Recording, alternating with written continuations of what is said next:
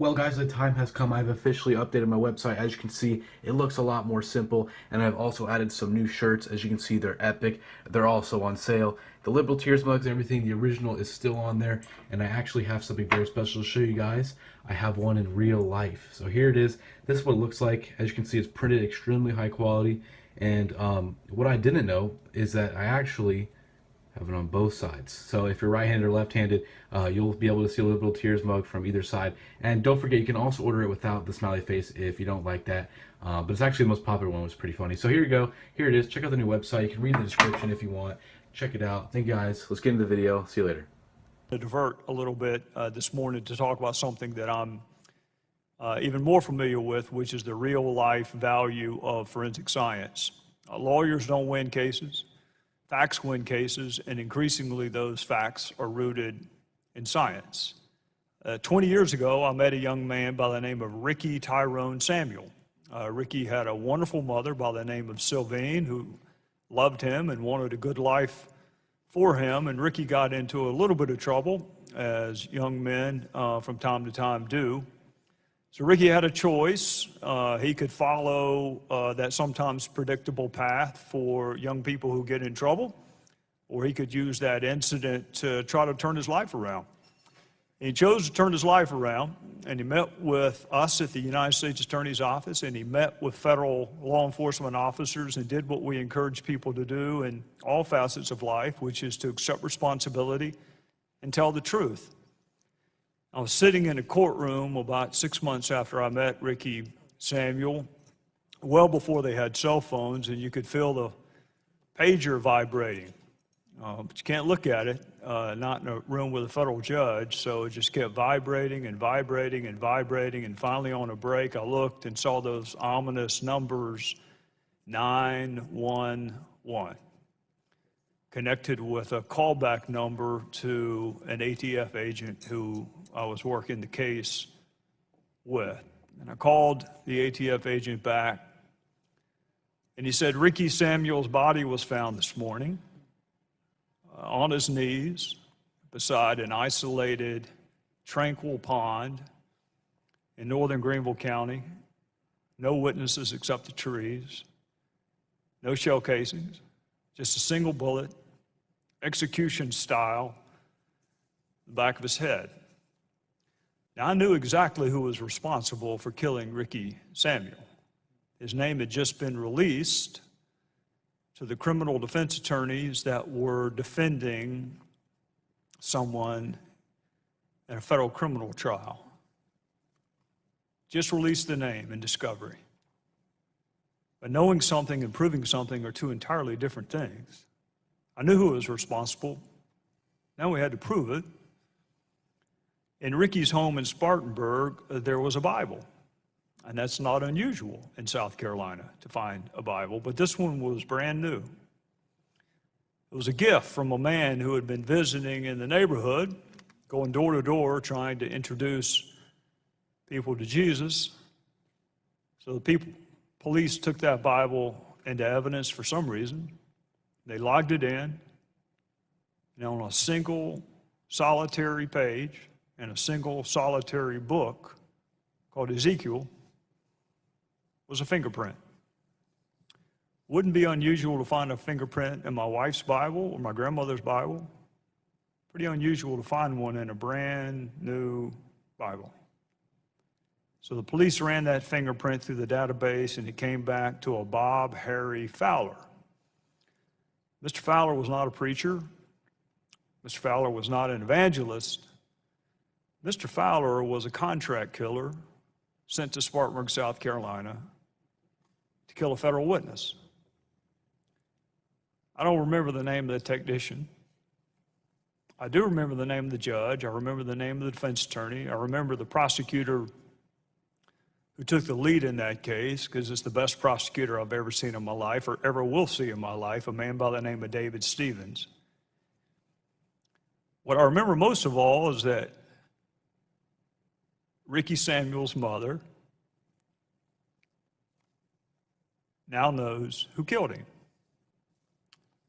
And she knows who killed him because a technician took the time to flip through every single page of a piece of evidence that most lawyers would have said, don't even collect it.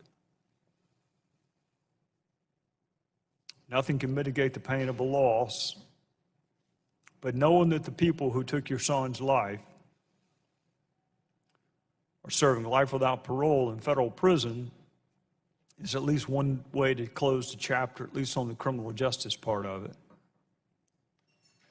Single solitary fingerprint on a single solitary page in the book of Ezekiel was the single best piece of evidence that we had in what was the only federal murder case in the last 25 years in the upstate of South Carolina. It's because of science. Science convicts, science exonerates, science is what the jury wants, science is what the jury needs.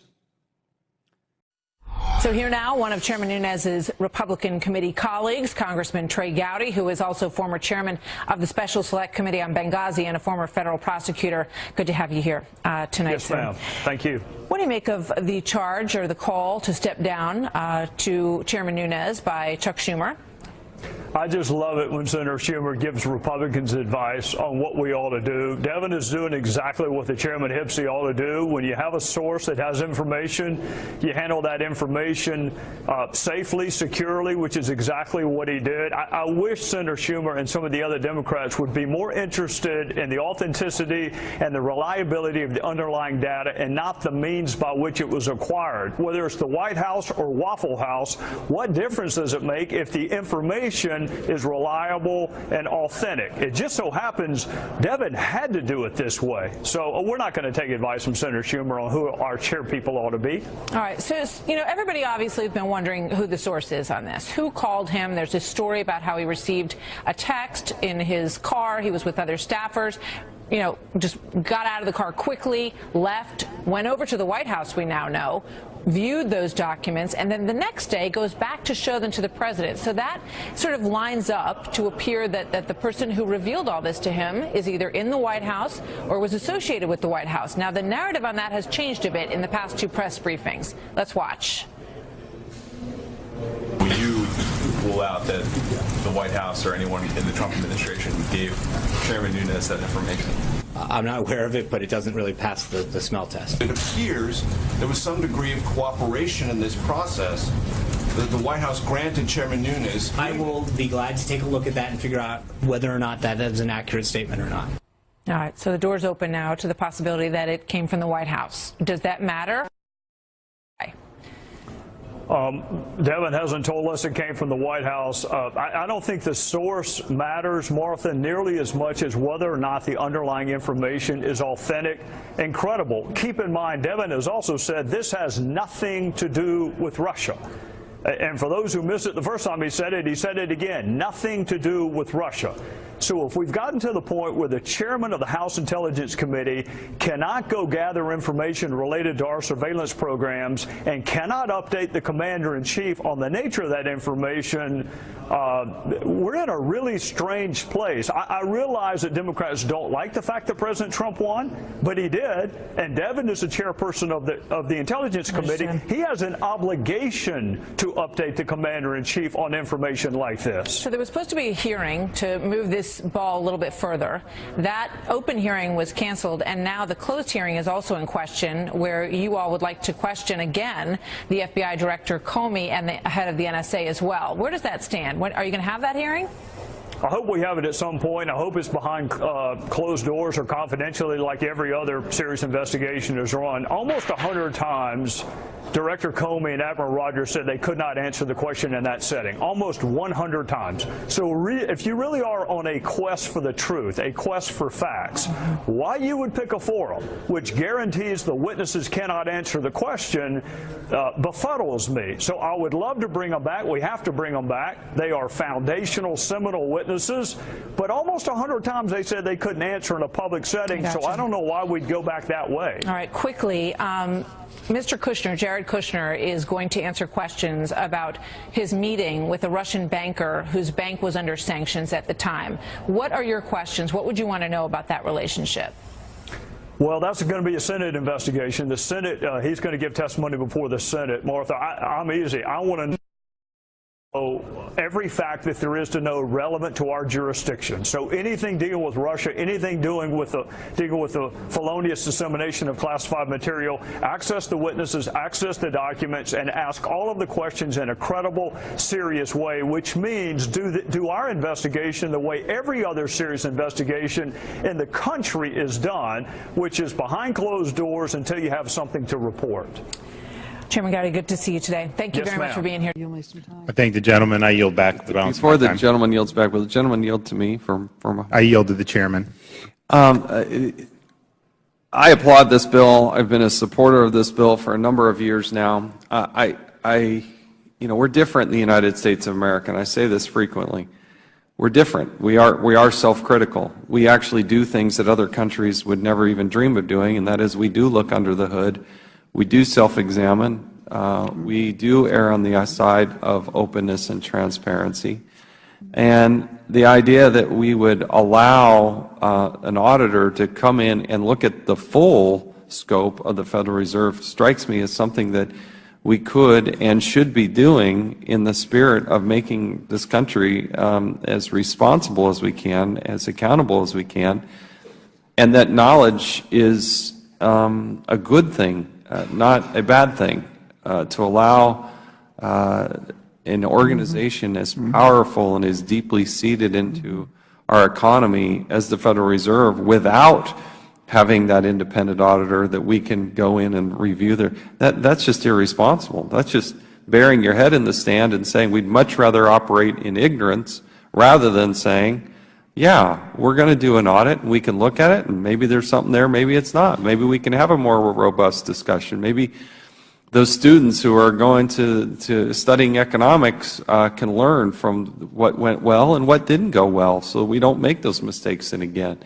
And that's I think who we are as the United States of America, and I think it's a responsible thing to do, and I applaud Mr. Massey for helping to push this forward. So I yield back to the gentleman from Florida. And I yield back the balance of my time. Gentleman yields back. I yield back. Gentleman yields back. Does any other member wish to be heard on this bill? Does any other member have an amendment to this bill? If not, the question is now adopting and favorably reporting H.R. 24 to the House of Representatives. All those in favor signify by saying aye. Aye. Those opposed, no. Opinion of the Chair, the ayes have it. The bill is ordered favorably reported. Without objection, the motion to reconsider is laid on the table. Without objection, pursuant to Clause 2L of House Rule 11, members will have 2 days to submit their views on the bills considered today. I ask unanimous consent that the staff be allowed to make necessary technical and conforming changes to the bills ordered reported today, subject to the approval of the minority.